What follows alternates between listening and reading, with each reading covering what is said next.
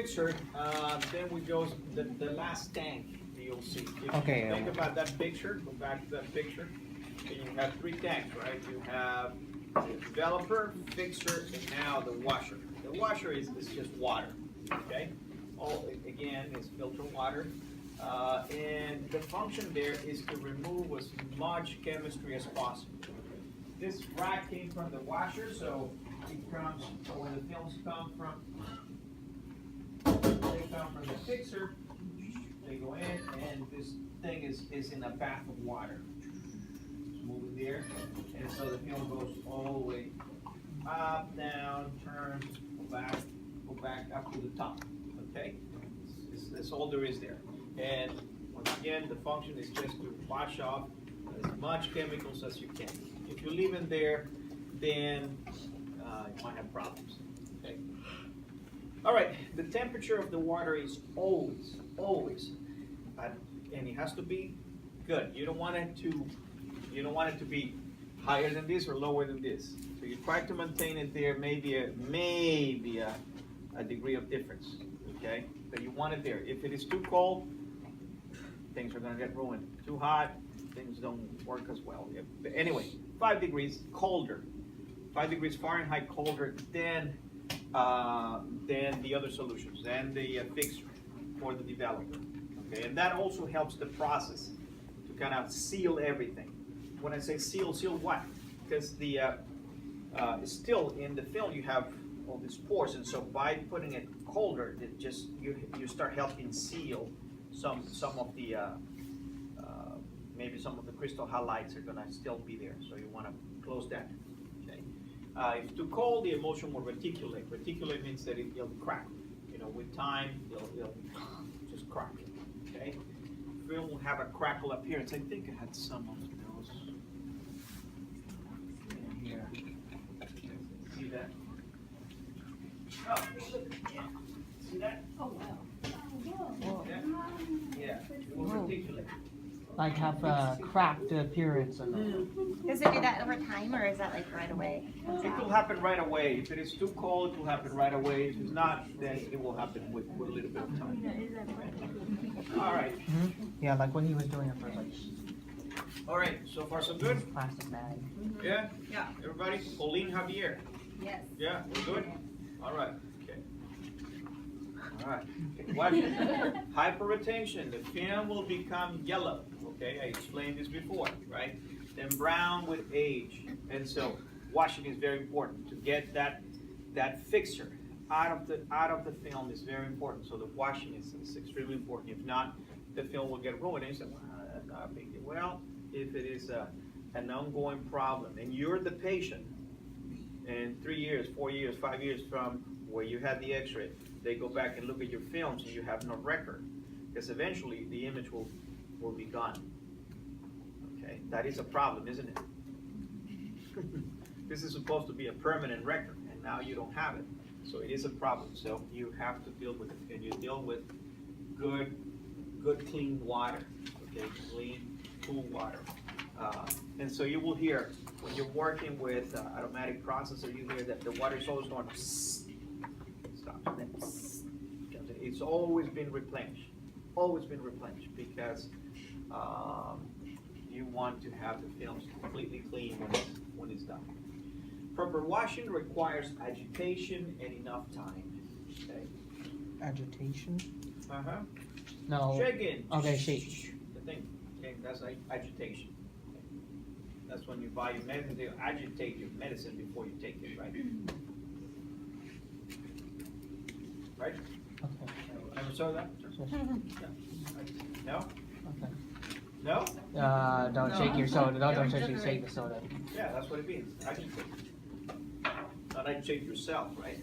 And then you take the medicine. The tank should be drained when the processor is shut down. Okay, so when, say for example, you're going on vacation, right? You're gonna go spring break, okay? The clinic is closed, okay? So you have to drain the washer tank. If you leave it there, algae will grow up, okay? Algae and fungi can grow up. You have to drain all the water and turn off the water so the replenishing system doesn't work while you're gone. All right, so now let's look at the different systems that you have within this processor. Okay. So we're done with how the film is developed. We're done with that part. Now we're going to talk a little bit about how this apparatus works, this gadget works. Okay? The pulleys, the racks, the rollers, that's what we're going to talk about. So before I move on, are there any questions? Because I'm not going back to the chemicals. Yes? You have 2 slides. Mhm. I mean, should we ignore those? Like the You drying, have the drying and the storage. Say that again? the drying and storage slides. Well, after you were talking about the washing, there's 2 extra slides on your PowerPoint. Mm-hmm. So we just read those on our own? Yeah. Okay, Yeah, and the book. okay. Do I? Mm. All right. All right. So, developer, fixer, washer. Now we're gonna dry it. So films are gonna jump here. Okay, and what you have here in the dryer is just a bunch of blowers. It's like a hair blower, hair dryer type of thing. And it's blowing hot air in here. And so the rollers that you have here is a difference from this solid wood and rubber. This is wood and this is rubber rollers. You're gonna have these plastic rollers and they are hollow inside and they have holes. So it's like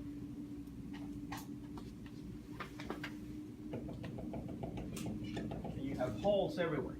And so you're blowing this hot air in here, so air comes out. And so when the film is going through, it can get dry. And so by the time it comes out, it goes here. And when it comes up here, here, and comes out here, the film is dry, completely dry. Oh, okay. Okay? So the hot air comes from the rollers that has holes in it, you're saying, or? Yeah, but there is a blower here, somewhere here. Oh, okay. And the holes are there so the air can come out. I'll go through the, so, okay. Yeah. All right. So drying. The drying is accomplished by a hot air over both sides of the film.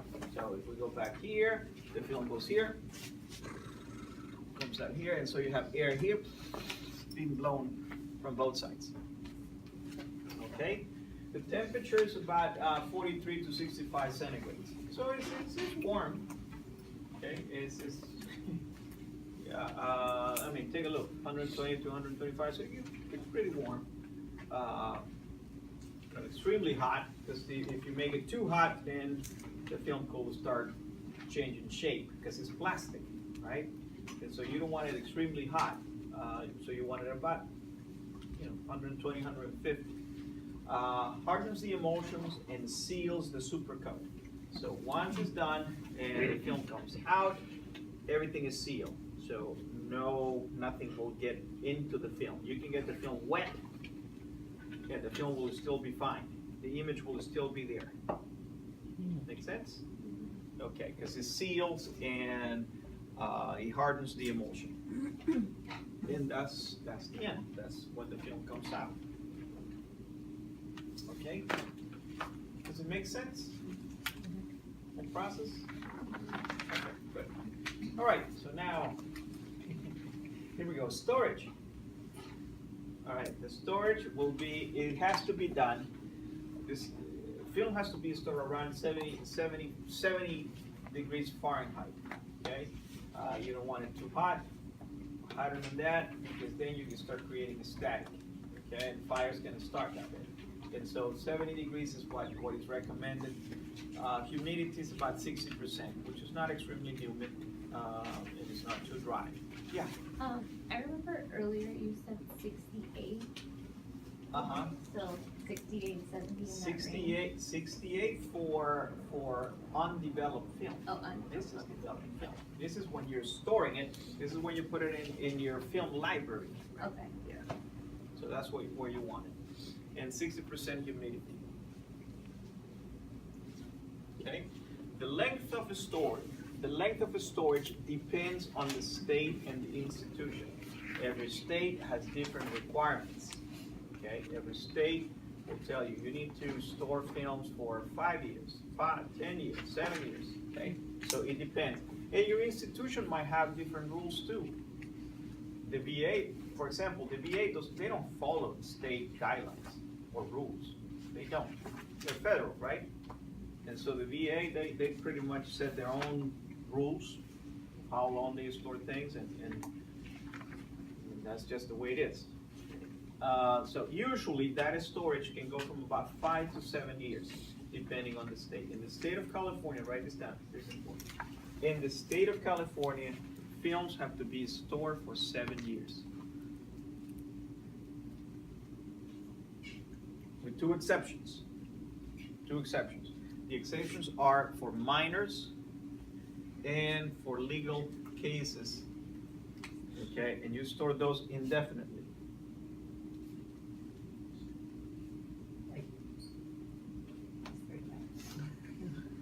I'll explain that in just a second. For example, now, you store them for indefinitely, meaning, okay, when the minor becomes an adult, now you follow the adult rules, and then you go back to the 7 years. Now, if a person, say, for example, that a person has an x-ray, and it just happens that the x-ray is done every 6.5 years, that starts a whole new cycle of 7 years. Okay? On the other hand, if the person comes back and have an x-ray, say, 7 years and 10 days, whoop, too late. The previous x-rays are gone.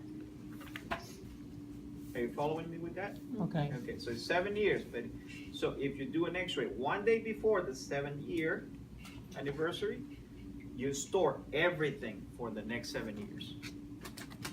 Okay? Okay. Not only what you have done within that period, is everything. The whole patient record has to be stored for another 7 years. Okay?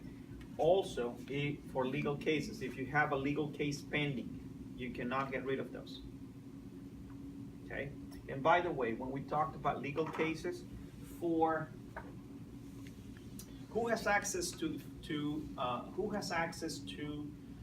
radiographs? Radiographs is part of the permanent patient record. Okay? And so they are guarded just like any other record. So there are privacy rules and HIPAA that has to be followed. And so not everybody can have access to it. All right? So people that have access are going to be the doctors that are caring for the patient. And if you have another doctor looking at films from another institution, they need to ask for permission to look at them. If it is a legal case, then you need a court order for them to look at films. Okay, don't be surprised by a lawyer coming in. I'm a lawyer and I need to see a film. Court papers. Okay, that's what they need to show you. Court papers saying, a judge saying, yes, we need this because this is a legal case. Okay. Typically, you're not going to be involved with that. I mean, it will be something that they deal with the manager or the PACS administrator, but it could happen. Okay. It has happened to me. I still work once in a while in the evenings, and more than a few cases, times I've been there when lawyers or cops will show up and say, I need to look at this because we have to do it. Even if it is a cop, even if it is sheriff, whatever, cannot show them unless they have a court order. Okay, and they might give you an attitude. Okay? Rules are rules. You have to protect the patient privacy. Okay. Yes. Yes, but in China, they allow the patient to bring the film home by themselves. But those are their records, and so the patient has a right to have copies of their records. Oh, Yeah, no, many countries do that. In the U.S., it's typically the hospitals will store films, but in many countries in Europe and everywhere, because it takes a lot of space and it takes a lot of people managing this. And so what they do is they give everything, the records, they go to the patients. The patients can do whatever they want with them. Okay, but here, no, I can't do that. You can ask for it.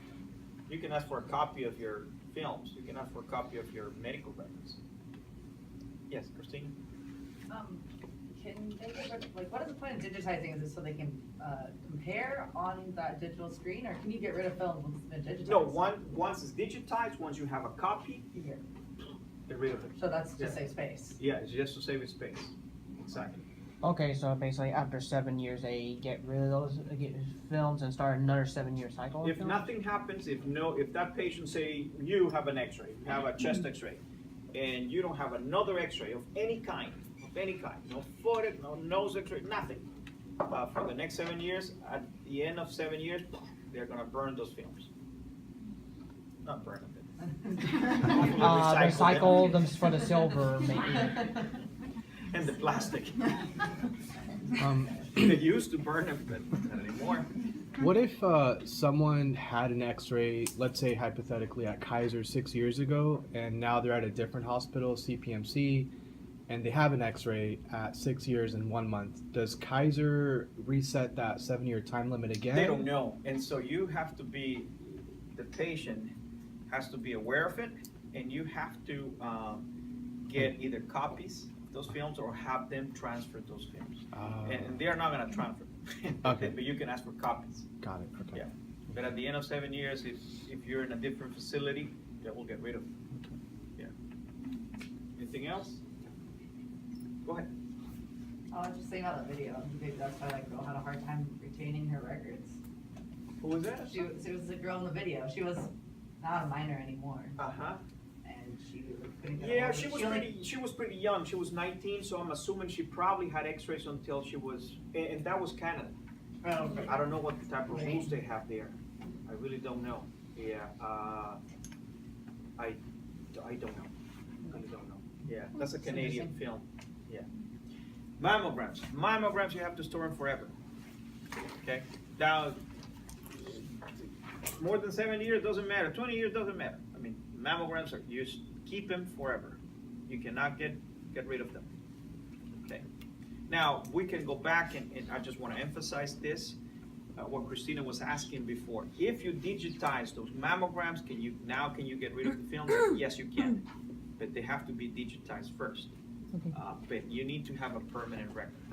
No hospital in the U.S. will get rid of them. No, you still need to have them.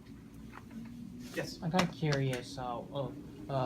Mammograms, why indefinitely stored indefinitely? Just want to know out of curiosity. Because mammography is under different guidelines than every other radiographic exam. They are under federal guidelines, and the guidelines say that you have to keep them forever.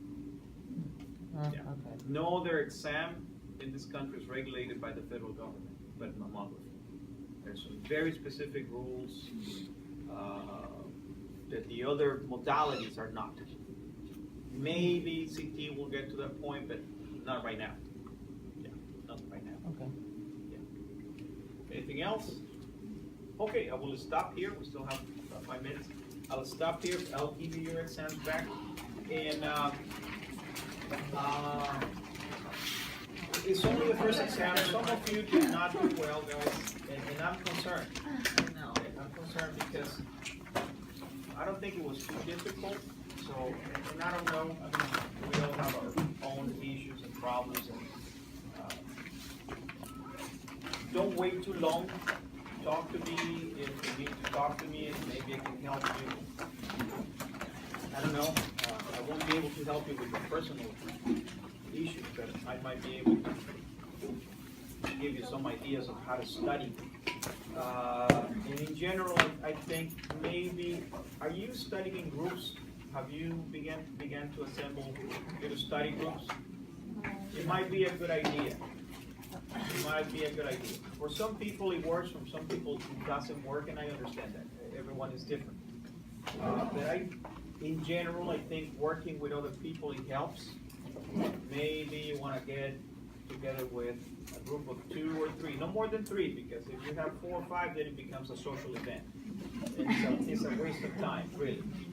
And so maybe you want to study with 2 or 3 people so you can go back and review notes and compare ideas and just to talk about the class, okay? And by the way, the study groups are not also to complain. You complain to me, vent to me, not to each other, because then it's not gonna help you.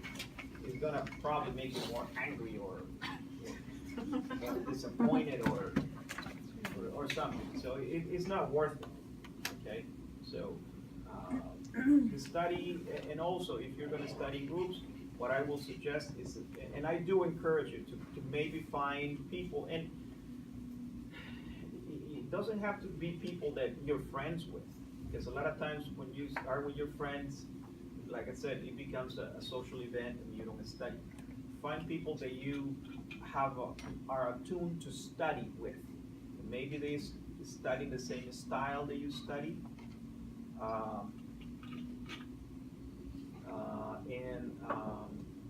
But I think you should do it. I really think you should at least try it. And there is always the stuff that, you know, it's impossible to be sitting here for 50 minutes and catch everything. It's impossible, unless you're taping it, right? It's really impossible. And so maybe while you were looking at the clock, or you were looking outside, or you were looking at someone else's shoes, okay? You didn't think I noticed, huh? You did.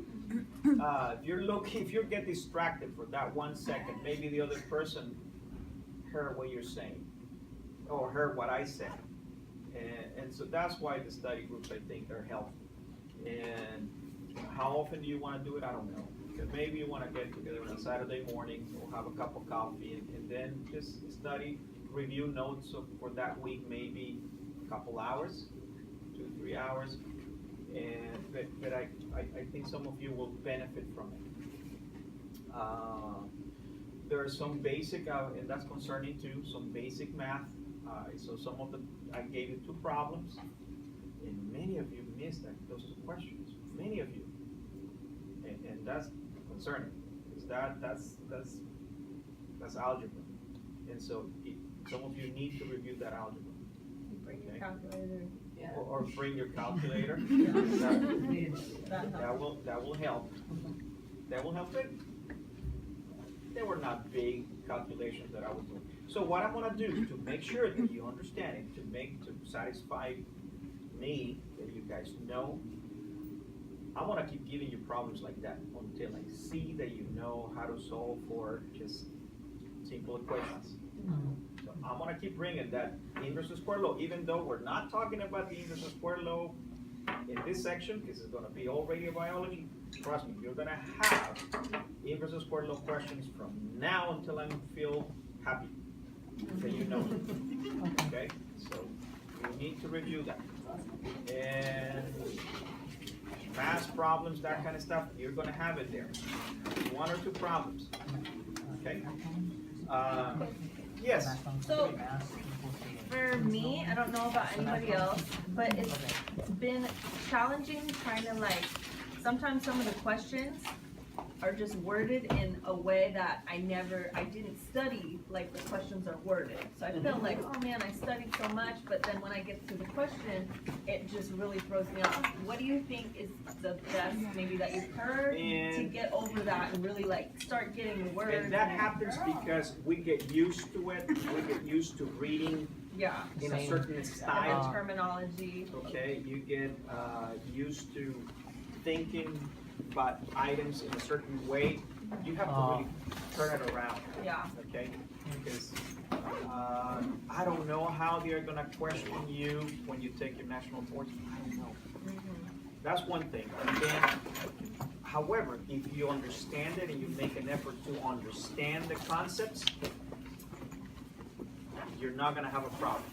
Okay? Taking exams, and it takes time for the students to kind of get used to me, get used to you, you get used to me. Hardly ever, I might have 6-7 questions that are gonna be very straightforward, A, B, C, but otherwise, I'm gonna try to twist those questions as much as I can, because I wanna make sure that you understand. Yeah, Okay? One thing that I was gonna suggest, and this is what previous classes have done, I see that for some of you, it's good and it's convenient, and I know it's time consuming. I used to do it too, by the way, when I was a student. Record classes, there are certain classes that you wanna record, you're free to record, I don't mind. Also, if you feel that maybe you wanna have, I don't know, a Google group or, a Yahoo group, and you wanna share those recordings, that's fine with me, you can do it. Just don't put it outside, okay? Because for everybody to, you guys can, and not because I'm afraid I'm gonna say something, no. It's just because you're paying for your classes. And pretty much what I'm telling you is owned by the school. Not even owned by me, well, it's owned by me too, but it's owned by the school, and they have those rights. Otherwise, people can just start studying and then just come in and just challenge, by taking exams, and it's not the way it works. So, I think what they used to do, something like that, Yahoo groups, Google groups, and then you can share those recordings within the group, okay?